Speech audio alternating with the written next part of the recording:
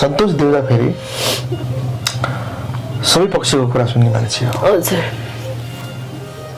यसलाई यसरी पनि बुझ्नु होला। आम दर्शकले पनि बुझ्नु जरुरी छ। तपाईले बोलिरहेका कुरालाई म फेरि दोहोऱ्याएर सुन्न चाहिरहेको छैन। हजुर। है तर मसँग चाहिँ तपाईँ त्यस्तो कुराहरू बोलिदिनुहोस् कि जुन चिज भोलि तपाईँलाई कोर्टले खोज्यो भने पनि त्यसलाई प्रुफ गर्न सक्ने कुराहरू मात्रै बोलिदिनुहोस्। हजुर। बकाइदा उहाँले के भन्नुभएको थियो नि, बाहिर उभिनुहोस्, पापा माथि जानुहुन्छ पहिला। अब उहाँहरूलाई कोरोनाको डर थियो होला त्यतिखेर होइन। बकाइदा मैले मेरै आँखाले देखाएको छु। उहाँ त्यो तलको जुन रुम छ नि, ठ्याक्कै दिदीको फोटो राखेको यतापट्टिको रुम, त्यहाँबाट निस्केर भर्याङबाट एक्लै चढेर माथि जानुभएको मैले बकाइदा मेरै आँखाले देखाएको छु। हजुर। यहाँबाट गएको नि उहाँकै कारणले हो क्या। उहाँले डिभोर्स गराइदिन्छु, तिमीलाई बस्ने गाह्रो अब, तिम्रो बच्चा नै दिन्छु भनेर बोलाउनु भएको हो क्या उहाँले। 24 घण्टा सँगै हुन्थ्यो हामी के। म ड्युटीमा जाँदा पनि म बरु बाहिर बस्छु नानी, म तिमीसँगै ड्युटी जान्छु भनेर लुगा लाएर आउँथेँ क्या हत्त नपत्त। मलाई एउटा कुरा खुसी के लागिरहेको छ भने तपाईँको दिदीले यदि माथिबाट हेरिरहनु भएको छ भने तपाईँप्रति धेरै खुसी हुनुहुन्छ। त्यो खुसी जिउँदै हुँदा पाएको भए चाहिँ खुसी लाग्थ्यो क्या। उनीहरूले चाबी पनि उतै लिएर गएको छ। उसले जे उसले भनेर नानी लुगा हेरिदेऊ ल, ढुसी लाग्ला है लुगा भनेर भनिरहन्थ्यो क्या उसले। तपाईँले 1 महिनापछि हेर्छु नानी म तिमीलाई जसरी नै न्याय दिलाउँछु भनेर भन्नुभएको थियो तपाईँले त्यतिखेर है। अनि के भयो भने मलाई चाहिँ अब 1 महिना यति ढिलो त भइसक्यो, अझै 1 महिना ढिलो भयो भने त केस त केही हुने हो कि बिग्रिने हो कि भन्ने भयो मलाई। मेरो फोन रिसिभ गर्ने बहिनीलाई नै कोभिड भयो कि। हजुर। त्यही भएर मैले भने बहिनी अहिले भेट्न सक्दैन मैले। हजुर। तपाईँहरू जानुहोस्, म आफै आउँछु भनेको थिएँ तपाईँको। हजुर। 1 महिना म भोजलाई फोन गरिदिन्छु, भोज अहिले त्यहाँ छ भन्नुभएको थियो। मैले बाबालाई भनेको थिएँ यो कुरा, किनभने तपाईँको र मेरो इन्डिभिजुअल कुरा भएको थियो। अब ड्याडीलाई अगाडिको कुरा मात्रै थाहा थियो, चितवन जाँदा किन गएको त सन्तोष देउजाजीले बोलाएर गएको भन्ने बाबालाई यो कुरा थाहा भयो। अस्ति अनि आएपछि अन्तिमको कुरा थाहा भयो, ड्याडीलाई बिचको कन्भर्सेसन थाहा भएन। मैले पनि अब भनिनँ किनभने बाबाको इन्टरभ्यू लिँदा म बाहिर हिँडेँ, त्यो कारणले थाहा भएन। अब बाबाले के भन्नुभयो त्यसको लागि चाहिँ म माफ चाहन्छु होइन।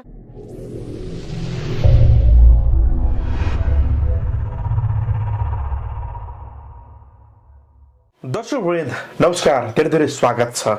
म सन्तोष देउजा। दर्शकवृन्द, सविता भण्डारी मृत्यु प्रकरणका विभिन्न फलोअप भिडियो तपाईँ माझमा राखिरहेको छु यो सन्दर्भ जोड्नको लागि। यति बेला मैले दुवै पक्षको कुराहरू सुनिरहेको छु। सविता भण्डारीको माइतीको पक्षबाट वकालत गरिरहेका अधिवक्ता गोपीलाल देवकोटा, राजकुमार श्रेष्ठ लगायतसँग कुराकानी गरिसकेको छु। म तपाईँको माझमा राखेँ। सविता भण्डारीले न्याय पाउने आधारहरू के छन् राखिसकेको छु भने क्रमशः सविता भण्डारीको घर पक्षका कुराहरू पनि तपाईँले हेरिरहनु भएको छ। सविताको श्रीमान मिडियामा आउनु भएको छ, सविताको अमाजको श्रीमान पनि मिडियामा आउनुभयो, सासू पनि आइसक्नु भएको छ।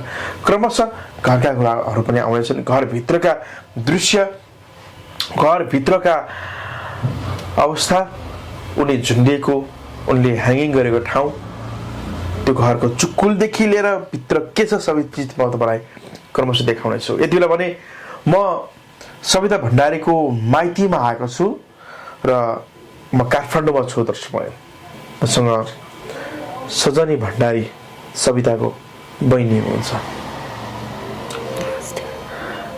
नमस्ते। कस्तो छ नानीलाई? ठिक छ।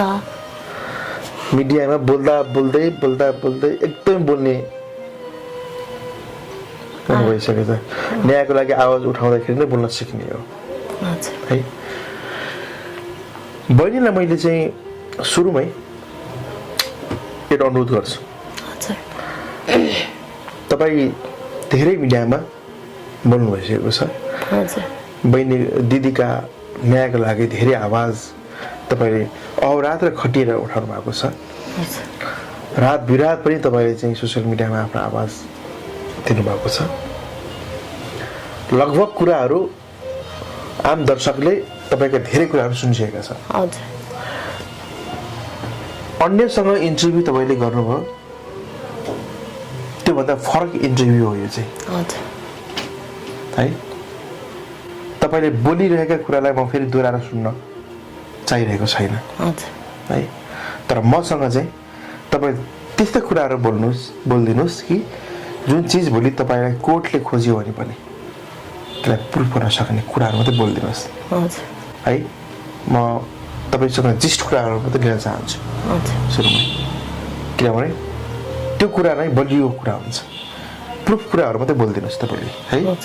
तपाईँसँग भोलितिर प्रमाणित गर्न सक्ने कुराहरू मात्रै बोलिदिनुहोस् अब घटना भयो तपाईँहरू चितवन जानुभयो हजुर त्यहाँबाट कुरा सुरु गरौँ यहाँबाट 9 बजे हिँड्यौँ हामी गाडी खोज्दा के गर्दा 9 बज्यो यहाँबाट हिँडेपछि त्यहाँ चितवन पुगिसकेपछि कुरा गर्नुहोस् न त्यही 2:30 बजे पुग्यौँ अनि त्यहाँ सिधै हामी प्रहरी कार्यालय गयौँ प्रहरी कार्यालय गएपछि अनि हामीले एसपीलाई फोन गऱ्यौँ त्यहाँबाट होइन अनि फोन गरेपछि उहाँले के भन्नुभयो भने अहिले यति रात भइसक्यो भोलि बिहान 5 बजीतिर आउनु भन्नुभयो होइन अनि हामी त्यहीँ रोडमै बस्यौँ त्यतिखेर होइन अनि बिहान 5 बजे आयौँ 5 बजे आएपछि मेरो दिदीको सबै परिवारहरू आउनु भएको थियो त्यहाँ होइन एकजनाले पनि आएर एकचोटि पनि भन्नु भएन होइन हुन्छ नि यस्तो भयो त्यस्तो भयो भनेर कोहीले भन्नु भएन होइन त्यहाँनिर आँसु पनि थिएन उनीहरूको एक थोपा आँसु पनि थिएन मेरो बाबालाई एटलिस्ट हामीलाई नभने पनि बाबालाई त आएर भन्नुपर्छ नि त तपाईँको नि नास भयो मेरो नि नास भयो हुन्छ नि त्यो केही थिएन त्यो बोलीहरू उहाँ बिच केही पनि बोली थिएन होइन अनि त्यसपछि बाबाहरूले त्यो इन्सपेक्टरसँग भेट्नु भयो होइन इन्सपेक्टरलाई भेट्दाखेरि इन्सपेक्टरले बाबाले चाहिँ अगाडि नै कर्तव्य ज्यानको हाल्छु भनेपछि इन्सपेक्टरले चाहिँ के भन्नुभयो भने फुटकर हाल्नुहोस् पहिला होइन फुटकर हालेर अन्तिममा चाहिँ के लेख्नु भने माथिको पुष्टि भएपछि कर्तव्य ज्यानमा निवेदन दिनेछु भनेर लेख्नुहोस् भन्नुभयो हामीले त्यसरी नै ल्याएर दियौँ होइन अनि ल्याएर दिएपछि जुन हाम्रो तपाईँले सुरुमा पहिलो जाँदाखेरि तपाईँहरूलाई चाहिँ भिनाजुको नाममा दिनुभयो होइन भिनाजु ससुरा आमाजु तीनजनाकै दिन नाम खोज्दाखेरि हजुर। दुईजनाको नाम कटाइयो हजुर त्यति त्यो बेला- 12 गते हो कटाउन लाग्यो त्यो दिन पनि के भयो भने हामीले त्यो फुटकर दियौँ होइन फुटकर दिएपछि त्यहाँनिर के भन्नुभयो भने काट्नुहोस् भन्नुभयो क्या अनि हाम्रो दाइ जानुभएको थियो नरेश दाइले के भन्नुभयो भने यो सबै काटेपछि लेख्ने चाहिँ के खाली कागज दिने तपाईँलाई भनेर भन्नुभयो होइन इन्सपेक्टरलाई केही बोल्नु भएन उहाँले अनि मेरो बाबाले सोध्नुभयो इन्सपेक्टरलाई त्यो मरेको लासलाई काटेर अनुमति बिना चाहिँ किन ल्याउनु भएको त भन्दाखेरि पुलिसहरूले के भन्नुभयो भने यस्तो भित्र सास बाँकी हुन्छ भन्नुभयो क्या एटलिस्ट झुन्ड्याएर छ भने पनि कल हुन्छ नि त एउटा त पुलिसलाई एटलिस्ट कल हुन्छ होइन अब त्यो खोल्ने उसमा अब यो हड्डी नै भाँच्चा थियो होइन दिदीको लास हेर्दाखेरि त्यो भाँचिन्जेलसम्म नि सास बाँकी छ भनेर कसैले पत्याउँदैन क्या दिदीको त्यो जिउ हेर्दाखेरि होइन केही पत्याउँदैन प्लस दिदी मर्छ भनेर नपत्याउने धेरै कारण छ 1 गते फोनमा कुरा भएको छ होइन नानी 5000 पठाइदिए लुगा किन्नु छ भनेर अर्डर गरेको छु भनेको छ होइन 2 गते के भनेको छ भने नानी चाँडो पासपोर्ट बनाऊ तिमी र म दुबई जानुपर्छ सामेकलाई पनि दुबई लिएर जानुपर्छ भनेको छ है 3 गते एनिभर्सरी थियो मेरो दिदीको होइन 4 गते दिदीको मृत्यु भएको छ दिदीले त्यो दिन पनि दिउँसो दुबई जाने भन्ने कुरा चाहिँ दिदीले घरमा सल्लाह गर्नुभएको रहेछ उता भेनाजुलाई यहाँ आउँदाखेरि भन्नुभएको थियो 3 महिना यहाँ आउनुभएको थियो दिदी त्यतिखेर भन्नुभएको थियो तपाईँले केही काम पनि गर्नुहुन्न म बरु बाहिर जान्छु छोरा राम्ररी हेर्नु भनेपछि उहाँहरूले बोलाउनु भएको हो यहाँबाट मेरो दिदीलाई भनेको त्यहाँबाट सहमति थियो दुवै जना उताबाट मतलब थाहै थिएन उतातिर थाहा थियो भेनाजुलाई भिनाजुलाई थाहा थियो म जान्छु तर भनेर घरमा सहमति थिएन थिएन। ओके। हजुर यो कुरा त तपाईँले बोलिसक्नु भएको छ मैले सुनिसकेको छु होइन हजुर हजुर अब म तपाईँलाई सोध्न चाहेको पछि तपाईँले भिनाजुको इन्टरभ्यू हेर्नुभयो मैले हेर्ने भनेको थिएँ हेरेको छैन तपाईँको भिनाजुको इन्टरभ्यू हजुर हेर्नु भएको छैन तपाईँले भिनाजुको अमाजुको श्रीमानको के अरे दिदीको अमाजुको श्रीमानको हेर्नुभयो हजुर उहाँको हेरेँ मैले सासु आमाको हेर्नुभयो सासु आमाको पनि हेरेँ हेर्नुभयो हजुर त्यो हेरिसके पछाडि तपाईँलाई के भन्नु मन लाग्छ के त तपाईँ टिपेर राख्नु भएन नि त केही गलत कुरा बोलेको जस्तो लागेको कुराहरू के छ हजुर छ डिप्रेसनको औषधिको त्यो प्रेसक्रिप्सन 1 महिना चैतको 8 गतिको छ है त्यो कभर अप गर्ने म्यासेज छ मसँग नानी यिनीहरूले मलाई जबरजस्ती लिएर जान लाग्छ हस्पिटल भनेर है त्यो एउटा छ उहाँहरूले औषधि 1 महिना अगाडि चैतमा नभएर मेरो दिदी यहाँ आउनु अगाडिदेखि औषधि खुवाइरह यिनीहरूले त्यसको म्यासेजिङ छ औषधि पनि के भनेर खुवाउनुहुन्थ्यो भने निन्द्रा लाग्ने औषधि हो तिमी राति सुत्दैनौ जे पाए त्यो सोचौ त्यही भएर भनेर औषधि खुवाउनु भएको छ उहाँहरूले इन्डिभिजुअली हुन्छ नि औषध नखाएसम्म छोड्दै नछोड्ने मेरो भेनाजु र मेरो दिदी बीच 1 वर्ष भइसक्यो थियो राम्ररी बोलचाल नभएको केही नभएको होइन मेरो भेनाजु यहाँ आउँदा समेत पनि मेरो दिदीलाई थाहा थिएन भेनाजु यहाँ आउनु ला भनेर भेनाजुले यतिसम्म कि गाडीमा जाने ट्याक्सी ड्राइभर हुन्छ नि ट्याक्सी ड्राइभरलाई समेत दिदीको बारेमा नराम्रो नराम्रो कुरा भन्नुभएको अरे त्यतिसम्म गर्नुभएको छ दिदीलाई अनि त्यो ड्राइभरले भनेर चाहिँ दिदीले भेनाजुलाई त्यही सामयिकलाई देखाउन खाना पुर्याउन मात्रै लिएर जानुभएको थियो भेनाजु आइसी क्वारेन्टाइन बस्नुभएको थियो होइन 14 दिन त्यसपछि भेनाजु निस्केको 5 दिनमै दिदी यहाँ आएको है त्यस्तै 5-6 दिनमै दिदी यता आएको भेनाजु आउने दिन अनि भेनाजु रक्सी खाएर 5 दिनसम्म हराइदिने है कहिले है अनि 5 दिनसम्म नआइदिने रक्सी खाएर घर आउने होइन अनि यहाँ दिदी यहाँ 3 महिना बसेर यहाँ 5 महिना जुन उता भयो नि भेनाजले पिट्नु पनि भएको रहेछ दिदीलाई होइन अनि त्यसपछि के भयो भने दिदी यहाँ 3 महिना आउँदा दिदी बाहिर जाने भन्दाखेरि के भयो भने भिजा आइसकेको थियो टिकट पनि आइसकेको थियो होइन त्यसको हुन्छ नि जुन डेट भएकै मसँग छ फोटो होइन भिजा टिकटको होइन अनि के भयो भने भोज ढकालजीले के भन्नुभयो भने सब त तिमीलाई बस्नै गाह्रो भएको रहेछ घरको कुरा घरमै मिलाउनु पर्छ तिमी आऊ डिभोर्स नि गराइदिन्छु बच्चा नि तिमीलाई दिन्छु सामयिकलाई पठाउनु भएको थिएन उहाँहरूले दिदी आउँदा त्यो भनेपछि सामयिकले कल गर्यो घरमा डिभोर्सकै अवस्था पनि सिर्जना भयो हजुर यति हुन्छ नि एटलिस्ट भेनाजले स्ट्यान्ड ल्या भए आज यो दिन आउँदैन थियो क्या सक्नुपर्छ नि त आफूले बिहे गरेर लगेको बुढीको लागि स्ट्यान्ड लिन सक्नु पर्दैन सही कुरामा हजुर तपाईले डिप्रेसनको औषधि नखानको लागि दबाब दिनुभएको थियो मैले पहिला दिएको यो भन्दा मेरो दिदी यहाँ 3 महिना आउनुभन्दा अगाडि मैले दिए हो नखा दिदी औषधि पर्दैन केही भएको छैन यहाँ आएर 3 महिना मेरो दिदीले सिटामोल पनि खाएको छैन यहाँ आउँदा कुनै डिप्रेसनको कुनै ऊ पनि छैन म आफै मेडिकल स्टुडेन्ट हो म तपाईँलाई भिडियो देखाउँछु दिदीको म जहाँ जान्थेँ दिदी मसँगै हिँड्थ्यो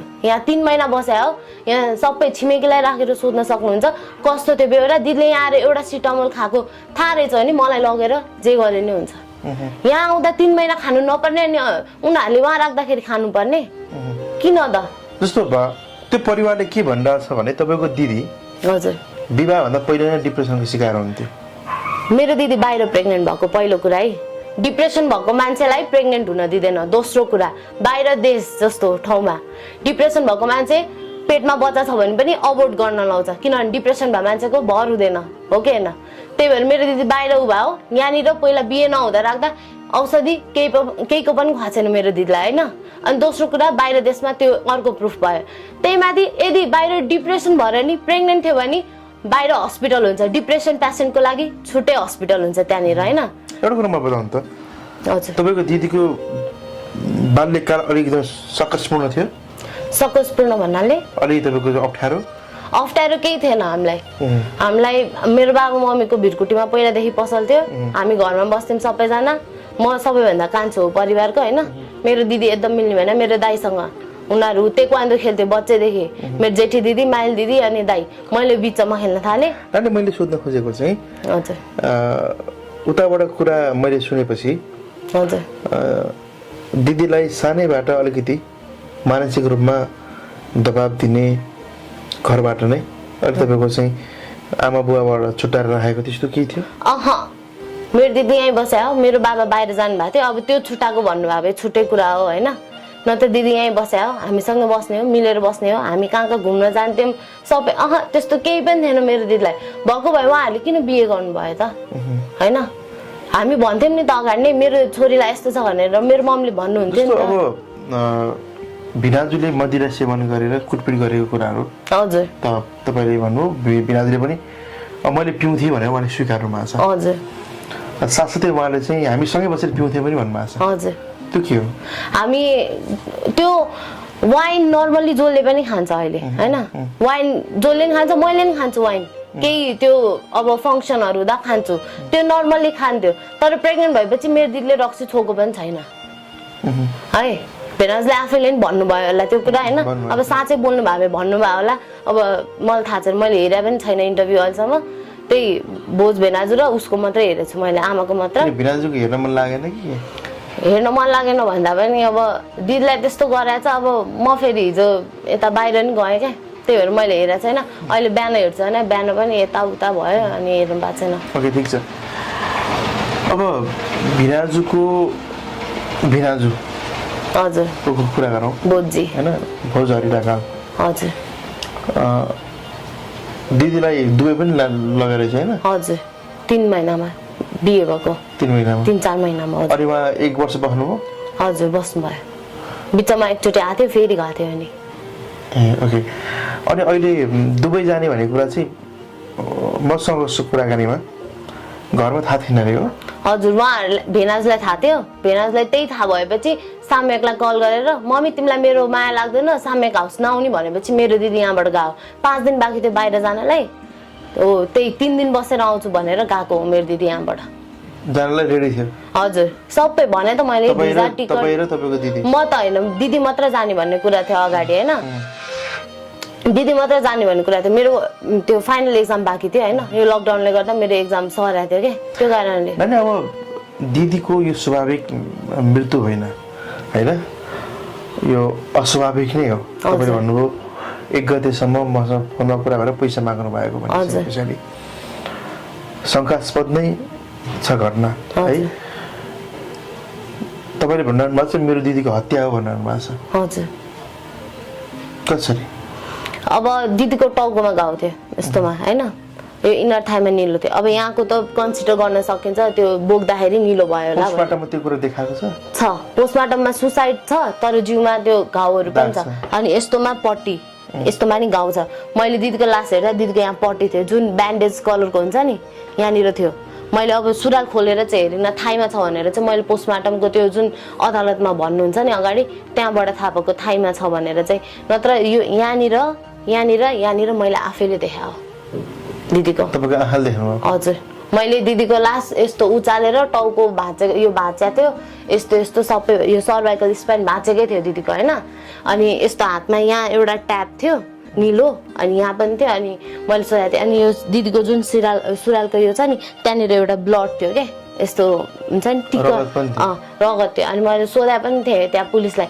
यो यहाँ ब्लड छ त भनेर मुचुल्कामा त्यो कुराहरू उल्लेख गरेछ मैले मुचुल्का हेरेको छैन प्रहरीको मुचुल्कामा मैले हेरेको छैन अब अहिले नि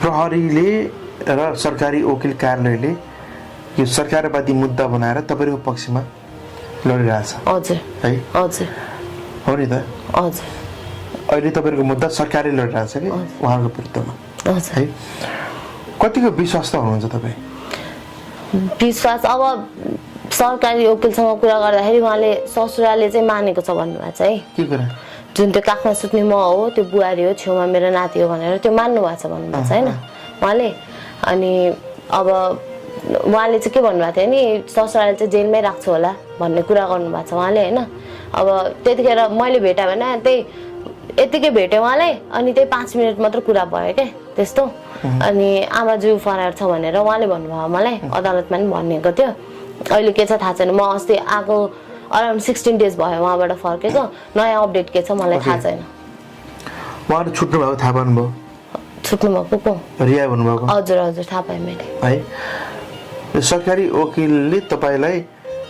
ससुराललाई चाहिँ जेलमा पठाउँछ होला भनेर भन्नुभएको थियो हजुर तर त्यसो भएन धरोटीमा उहाँको हेल्थ कन्डिसन हेरेर चाहिँ छोडिएको छ अहिले चाहिँ ए त्यो हेल्थको कन्डिसन तपाईले मिडिया बोलिरहनु भएको छ त्यो नाटक गरेको हो भनेर अभिनय हो भनेर अब म आइतबार जाँदासम्म भर्याङबाट कुद्दै माथि चढ्नु भएको छ उहाँ मैले विश्वास कसरी गर्ने त त्यो चिज म आइतबार मेरो छोरालाई हेर्न जाँदा बकाइदा उहाँले के भन्नुभएको थियो नि बाहिर उभिनुहोस् पापा माथि जानुहुन्छ पहिला अब उहाँहरूलाई कोरोनाको डर थियो होला त्यतिखेर हैन बकाइदा मैले मेरै आँखाले देखाएको छु उहाँ त्यो तलको जुन रुम छ नि ठ्याक्कै दिदीको फोटो राखेको यतापट्टिको रुम त्यहाँबाट निस्केर भर्याङबाट एक्लै चढेर माथि जानुभएको मैले बकाइदा मेरै आँखाले देखाएको छु हजुर हजुर निवेदन बुझाउन गएको दिन म त्यहाँ गएको थिएँ म आइतबार गएको थिएँ यो विक भयो योभन्दा अघिल्लो विक आइतबार जुन दिन तपाईँलाई कल आएको थियो होइन त्यो दिन गएको थिएँ म होइन त्यो दिन जाँदा उहाँ बकाइदा त्यहाँ रुमबाट निस्केर एक्लै भर्याङबाट माथि रुममा जानुभएको छ मैले कसरी पत्याम त त्यसकै 3 दिनपछि बयानमा बोलाउँदा पुरा अक्सिजन लाएर ल्याएको मैले पत्याउँछु त मैले आँखाले कुदेर गएको देखाएको छु त्यतिखेर अनि मैले पत्याउँछु होला त त्यस्तो गरेको तपाईले चाहिँ उहाँको मेडिकल चेकअपको लागि चाहिँ आह्वान गर्नुभयो कसको ससुराको यदि अभिनय जस्तो लाग्छ अब त्यहाँनिर त्यस्तो कुरा भए उहाँलाई चेक गरेको हो उरे दम बढाएरैछ भन्ने कुरा जस्तो भएको थियो हजुर यस मेडिकल टिमले पनि त्यहाँ तपाईको चेक गरेको मेडिकल टिम भन्दा नि मैले हाम्रो लयरलाई पनि सोधे उहाँलाई उहाँको चेक गरेरै अक्सिजन हो कि के हो कस्तो हो भने त्यही दम बढाएको छ अरे दम रोग छ अरे अनि लगाएको भन्ने कुरा भएको थियो त्यहाँनिर चाहिँ ओके अब थोरै स्मृतिमा सवितालाई ल्याउन चाहन्छु। हजुर सविताको र तपाईँको अनुहार त धेरै हदसम्म मिल्दो रहेछ। हजुर गोरीसम्म भन्दा मिल्छ सबै। ऊ अलिक गोरी है तर तपाईँको हजुर मिल्दो रहेछ होइन। दिदीबहिनी पनि मिल्दो रहेछ भन्ने कुरा हजुर पुष्टि के हुन्छ भने तपाईँसँग उहाँले पैसा माग्नु भयो, तपाईँले मसँग 5,000 पैसा मागे भन्नुभएको छ। हजुर त्यही 5,000 उहाँले चाहिँ आफ्नो श्रीमानसँग अथवा सासूसँग किन माग्नु भएन? मेरो दिदीलाई त्यो घरमा 1 वर्ष भइसकेको थियो क्या, एक्लै बनाउन थाल्नु भएको सबैजनाले। मलाई थाहा छ नि त, कुरा गर्दा कोही कुरा गर्नुहुन्न थियो उहाँहरू। एटलिस्ट अब सम्झी बोल्नुपर्छ नि, त्यो पनि थिएन क्या मेरो दिदीको। अब हुन्छ नि उहाँहरूको कुरा नै अर्कै छ क्या। अस्ति मेरो दिदीको मृत्यु भएको दोस्रो दिन आउँदा आँखामा आँसु नभएको मान्छे कतिसम्म चाहिँ रुन सक्नु भएको त त्यो दिन? त्यतिखेर के धेरै याद आयो त मेरो दिदीको होइन? त्यति पहिले रोइदिएको भए छोराको अगाडि बुहारीले तैँले राम्रो हेर्नुपर्छ भनिदिएको भए त आज यो दिन आउँदैन थियो क्या। हेर्नुपर्छ नि त। अब हो मलाई अब मेरो ममले गाली गर्दाखेरि मलाई रिस उठ्छ होइन। अब आफ्नो ममले गाली गर्दा त रिस उठ्छ होइन। उहाँले गाली गर्दाखेरि झन् रिस उठ्ने त्यो उनी हो, तर बुहारी भएको नाताले चुप्लाएर बसिन्छ नि त। त्यतिखेर त बाध्यता हुन्छ नि त, आफ्नो नेपाली संस्कार त त्यही हो नि त। अर्का घर गएपछि अर्का घरकोलाई केही भन्नुहुन्न, केही गर्नुहुन्न, जे भने नि सुन्नुपर्छ, सहनुपर्छ, त्यो थियो नि त। ऊ फेरि हामी 3 जना दिदी बहिनीमा ऊ एकदम ज्ञानी, कसैलाई मुख नि नफर्काउने। म बरु एकदम छुच्ची छु होइन, कसैले केही चित्त नबुझ्नु भने म फ्याटअप भनिदिइहाल्छु मुखमा होइन। उसले मलाई अनि त्यस्तो झगडा गर्दा के भन्थ्यो भने, नानी त्यसरी बोल्नुहुन्न, बरु कसैले तिमीलाई केही भन्यो भने चुप लाएर बस्छ, त्यो मान्छे आफै थाक्छ, चुप लाग्छ भन्नुहुन्थ्यो क्या। त्यतिसम्म बुझ्ने मान्छे थियो क्या। अन्त उसले के भन्थ्यो भने, नानी तिम्रो भेनाजुले त केही काम गर्दैन, अर्काको बिहान चिया खाएर सुरु हुन्छ, तिम्रो भेनाजु भट्टी जान्छ बिहानदेखि भनेर भन्नुभएको छ क्या दिदीले मलाई। त्यतिसम्म गर्ने एटलिस्ट भेनाजुले अलिकति माया हुन्छ नि, अलिकति बुढीको लागि स्ट्यान्ड लिनु पर्थ्यो हो कि हेर्नु भन्नु न। अर्काको छोरी लगेपछि एटलिस्ट परिवार मिलाउनु पर्छ नि। मम्मी बाबा यदि मेरो बुढीले गल्ती गरेछ भने म बुढीको साइड लिदिनँ भन्ने हुनु पर्यो नि त। सत्य कुरा कहाँ छ त्यहाँ जानु पर्यो नि त, हो कि होइन? त्यसरी बाउ आमा भनेर अन्धो पनि हुनुहुन्न क्या। कहिले काहीँ सोचेको जस्तो हुँदैन क्या, सबै चिज देखेको जस्तो हुँदैन क्या। सासू आमाले धेरै माया गर्नुहुँदो रहेछ त। सासू आमा धेरै माया गर्नुहुन्थ्यो अगाडिदेखि हो। अब उसले कहिले सासूलाई सासू आमा अङ्गालो हालेर हिँड्ने रे, अङ्गालो हालेर चाहिँ हिँड्नुहुन्न थियो होइन। सुन्नु न, अब यो उमा छरछिमेकी सोधेछु मैले, हजुर अङ्गालो हालेर हिँड्ने। मलाई तपाईँको दिदीलाई चाहिँ अलि धेरै मासु खाना पर्ने रे होइन। अनि भेटघाट रेस्टुरेन्ट छ अरे त्यहाँ होइन चितवनमा, त्यहाँ मैले लै उयो गर्थेँ मेरो बुहारीलाई। मेरो बुहारीको हरेक कुरा मैले मान्थेँ, मैले रानी जस्तो बनाएर राखेको थिएँ। तपाईँ हेर्नु भिडियो होइन? हजुर आमाको हेरेको छु म। भनौँ भेटघाट लगेको मेरो दिदीको बिहे भएर प्रेग्नेन्ट भएर आएको 3-4 वर्ष जुन हुन्छ नि त्यो ल्याक्समा यो अहिले घर झगडा भनेको 1 वर्षको हो। यो झगडा हुन्छ नि, त्यहाँदेखि सासू कहिले बोल्नुहुन्न थियो मेरो दिदीसँग। मेरो दिदीले भन्दा समेत होइन, पापाले यस्तो गर्नुहुन्छ भन्दा समेत उहाँले के भनेर टार्नु भयो भने, पापाले माया गर्नु भएको होला भनेर टार्नु भएको छ क्या उहाँले। उहाँलाई कसम खाएर बोल्न लाउनुहोस् छोराछोरीको, उहाँले यो कुरामा झुटो बोल्नु भयो भने मेरो त्यहाँ भन्नु केही छैन। तपाईँ हेरिहाल्नु भयो होइन। मैले फेरि तपाईँसँग प्रश्न गर्दाखेरि आम दर्शकलाई के नपरोस् भने, मैले चाहिँ उहाँको तर्फबाट सोधेको जस्तो नपरोस् है, किनभने त्यो सबैले हेरिरहनु भएको कुरा छ। म खालि रिमाइन्ड मात्रै गरिरहेको छु, त्यो कुरालाई रिमाइन्ड गरेर बुझिरहेको छु कि ताकि तपाईँले जवाफ दिनु सही लाग्छ। तर उहाँले भन्दै हुनुहुन्थ्यो कि हामीले कहिले पनि बुहारीले कुरा सेयर गरिन। कस्तो यो कुरा भन्नाले? ससुराबाट हेरेसमेन्ट हुन्छ भने उहाँहरूले बकाइदा झुट बोल्नु भएको छ होइन। म त्यसको प्रुफ पनि दिन सक्छु क्या। उहाँहरूले झुट बोल्नु भएको कस्तो के छ तपाईँको प्रुफ? मसँग उहाँहरू फोनमा झगडा गरेको रेकर्ड छ मसँग। यहाँ दिदी यहाँ आउँदा बोलेको रेकर्ड छ। उहाँहरूले बकाइदा भन्नुभएको छ त्यतिखेर मेरो बुढालाई यस्तो दोष लाउने भए त त्यहीँ बस्यो हुन्छ, छोरालाई म ठुलो लोयर लाएर भयो नि खोज्छु भनेर भन्नुभएको छ उहाँले। त्यो कुरा रेकर्ड तपाईँसँग छ? मसँग। तपाईँको दिदीले चाहिँ सासू आमाले भन्नुभएको रहेछ बकाइदा? सासू आमालाई मात्र होइन भेनाजलाई पनि भन्नुभएको थियो। भेनाजले पहिलोचोटि स्ट्यान्ड लिनुभएको थियो मेरो दिदीको होइन। दिदी र मेरो सबै कुरा हुन्छ नि त। त्यहाँ 5 महिना गएपछि चाहिँ हाम्रो अलिकति कनेक्सन कम भएको थियो होइन। भेनाजुले भन्दाखेरि भेनाजुले के गर्नुभएको थियो? भेनाजुलाई भन्दा भेनाजुले अगाडि झगडा गर्नुभएको थियो अरे, लाज लाग्दैन बुहारीको जिउमा छुने भनेर। त्यसपछि के भन्नुभयो अरे भने सासूले तँलाई लाज लाग्दैन आफ्नै जन्म दिने बाउलाई त्यस्तो भन्छस् भनेपछि त्यसकै 2-3 दिनपछि दिदीलाई डिप्रेसनको औषधि खुवाउन थाल्नु भएछ उहाँहरूले पागल भयो भनेर। अनि त्यही भएर त्यो भिडियो चाहिँ त्यही भएर बनाएको हो क्या। उसले मलाई यो कुरा भन्यो अनि मैले के भने अगाडि मैले नि पत्ताएको थिइनँ। मैले के भने कहिलेका मान्छेले छुँदाखेरि दिदी हामीलाई इन्टेन्सनली नछुँदा पनि छोको जस्तो लाग्छ, किनभने गाडीमा हिँड्दा कति महसुस गरिन्छ नि त। यसरी छुँदा त्यसले मलाई साँच्चैको छोको हो कि झुकेर छोको कि गाडी हल्लेर हो कि भन्ने फिल हुन्छ नि त। अनि त्यही कारणले मैले भने अनि उसले मलाई के भने नानी एकचोटि होइन 2 चोटि होइन धेरै पल्टक भइसक्यो भने क्या। अनि मैले के भने दिदी तिमीले मलाई अहिले भन्दा मैले त पत्याएन होइन, अरू मान्छेले कसरी पत्याउँछ त होइन, भिडियो बनाऊ एउटा भनेर भने। मैले त्यतिखेरै भनेन, मैले पहिला मेरो दाइलाई भने, दाइले अनि भिडियो बनाउन ट्राई गर्न लगान भने क्या दाइले। मैले अनि त्यो भनेपछि उसले त्यो भिडियो बनाएको हो क्या। त्यो भिडियो कहिलेको?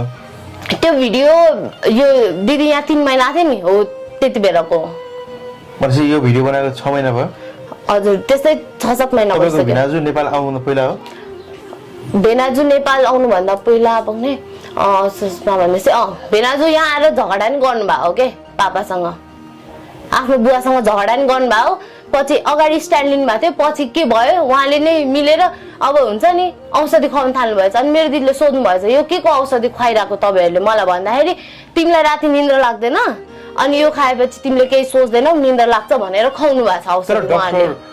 लाई चेकअप गराएपछि सीएमसी चितवन मेडिकल कलेजको हजुर मैले हेरेको छु त्यो प्रेस्क्रिप्सन उसले त्यही दिन पठाएछ, मसँग मेसेज नै छ उहाँको होइन।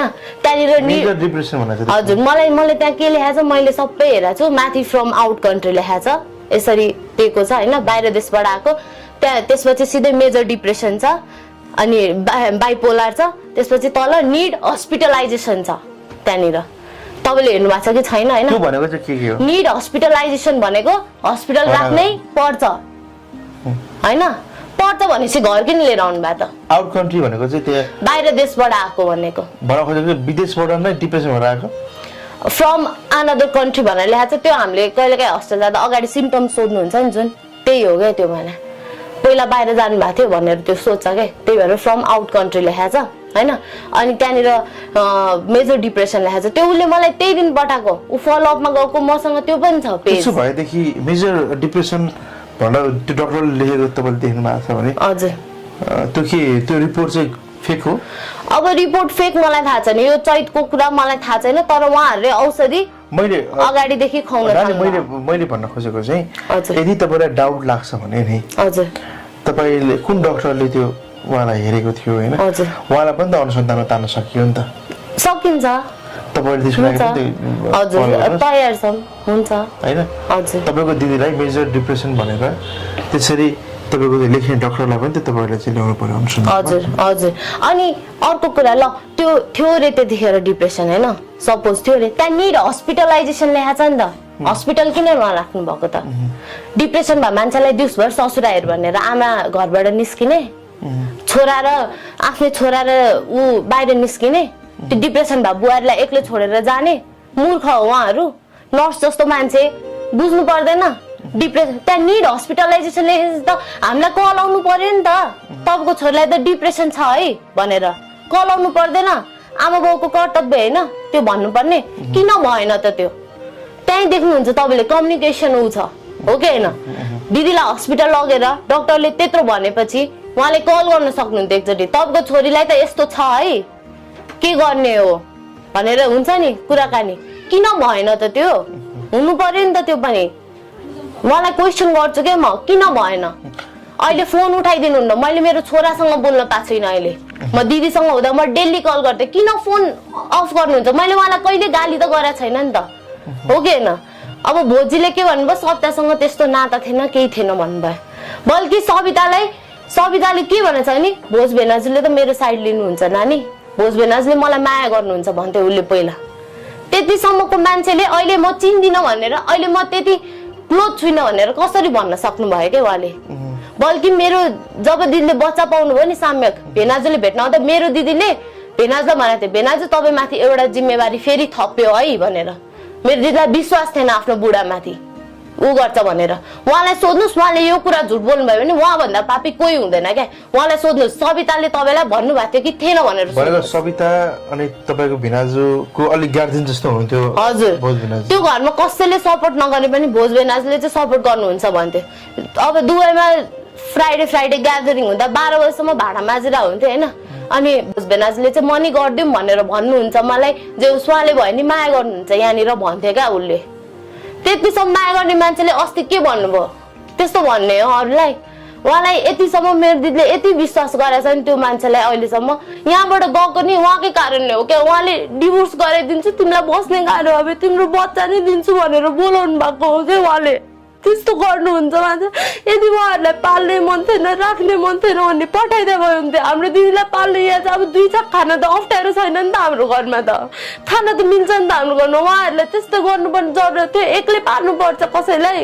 मन थिएन भने छोड्दै भयो हुन्थ्यो मेरो दिदीले डिभोर्स मागेको थियो होइन अब फ्यामिलीमा प्रब्लम भएपछि दिदीले डिभोर्स माग्यो किनभने यो झगडा पहिला नि भएर दिदी र साम्यकलाई यहाँ ल्याएर राख्यो उनीहरूले मिलाउँछु भनेर लिएर गयो है अनि त्यो झगडा भएपछि दिदीले डिभोर्स माग्दाखेरि दिदीले बक्काइदा यस्तो भनेको थियो मलाई मेरो छोरा दिए पुग्छ तिमीहरूको सम्पत्ति पनि केही चाहिँदैन मलाई मेरो छोरा मात्रै दियो भन्दा भेनासले थ्रेटन गर्नुभयो अरे मेरो दिदीलाई यस्तो भन्नुभयो अरे मसँग ठुलो ठुलो लयर छ तिम्रो काम पनि छैन बच्चा तिमीलाई दिने चान्सै भएन म माइतीकै साइड लिन्छु म उल्टै तिमीलाई फसाइदिन्छु भन्नुभएको छ उहाँले त्यतिखेर त्यतिसम्म गिर्ने होइन नि त मान्छे भने साथ दिनुपर्छ नि त एटलिस्ट यो कुरा तपाईलाई कसले भन्यो त यो कुरा दिदीले भन्नुभएको छ मसँग टेक्स्टै छ भेनाजले थ्रेटन जस्तै गर्नुभयो मलाई भनेर ए भनेको दिदीले पठाएको मेसेज तपाईसँग छ नि छ मसँग हजुर छ ओके मलाई एउटा कुरा खुसी लागिरहेको छ भने तपाईको दिदीले यदि माथिबाट हेरिरहनु भएको छ भने तपाईप्रति धेरै खुसी हुनुहुन्छ त्यो खुसी जिउँदै हुँदा पाएको भए चाहिँ खुसी लाग्थ्यो क्या तपाईले हेरेर तपाईको दिदीले धेरै खुसी हुनुहुन्छ किनभने उहाँको लागि तपाई त मलाई लाग्छ सानै उमेरको हुनुहुन्छ हैन 20 विश्वास हजुर तपाईले देश चलाइदिनु भएको छ एक्लैले मेरो भनाइ चाहिँ के हो भने हैन खास बहिनी मेरो लडाकु बहिनी रहेछ भन्ने सायद दिदीले सोचिरहनु भएको छ है तपाईँ अगाडि बढ्नुहोस् तपाईँलाई हामी साथ दिन्छौँ तर बहिनी सन्तोष देउडा फेरि सबै पक्षको कुरा सुन्ने मान्छे हो हजुर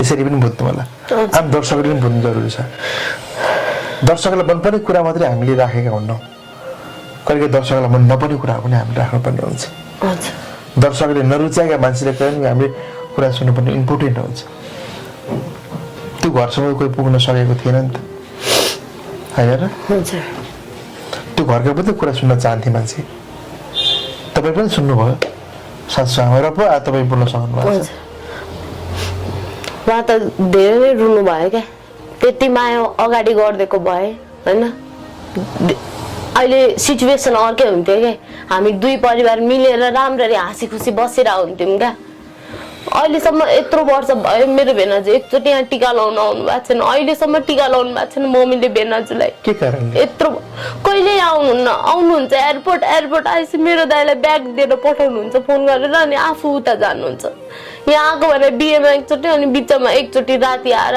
आयुषीलाई लिएर आएर खाना खाएर राति नै जानुभएको त्यही 2 चोटि मात्र हो अहिलेसम्म यहाँ आउनुभएको मेरो बाबालाई थर्काउने मुख छाड्ने इभन कि भेनाजले मलाई समेत मुख छाड्नु भएको छ क्या मेरो दिदीलाई मैले चितवनबाट लिएर आउने बेला तेरो बहिनी त डन रहेछ त्यहाँ काठमाडौँ बसेर चितवनको मान्छे चिन्ने भनेर यसरी भन्नुभएको छ क्या भेनाजुले मलाई मान्छेको लिङ्क हुन्छ नि त साथसँग दिदीलाई गाह्रो भएपछि मैले मेरो साथीलाई कल गरेर गाडी पठाइदेऊ न है भनेर भने हो क्या मैले त्यो घरमा 3 चोटि गाडी पठाएँ 3 चोटि घरबाट गाडी फर्केर गएको छ क्या दिदीलाई लिन जाँदा दिदीको तपाईलाई स्मृति के छ एकदम बिर्सन नहुने चिज अब दिदीको बिर्सन सबै चिज छ अब कस्तो हुन्छ नि उसको हरेक याद छ कि मसँग झन् त्यो 3 महिनाको पलहरू हुन्छ नि म जाँदा नि सँगै जे खाँदा 24 घण्टा सँगै हुन्थ्यो क्या म सँगै हुन्थ्यो राति सुत्दा समेत के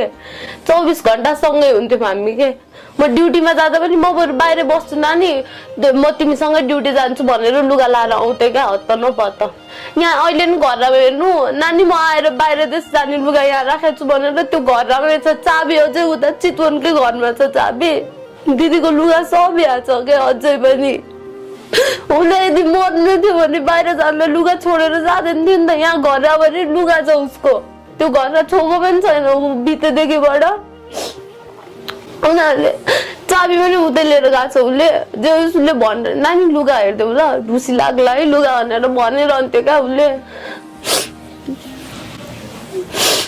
कपडामा यही छ यही छ आदि हुन्छ नि अब मम्मीले किनिदिनु भएको थियो दसैँमा हामी सबैजनालाई त्यो लुगाहरू जुत्ताहरू अनि 1-2टा उतैबाट ल्याएको प्यान्ट टी सर्टहरू यही छ के उसको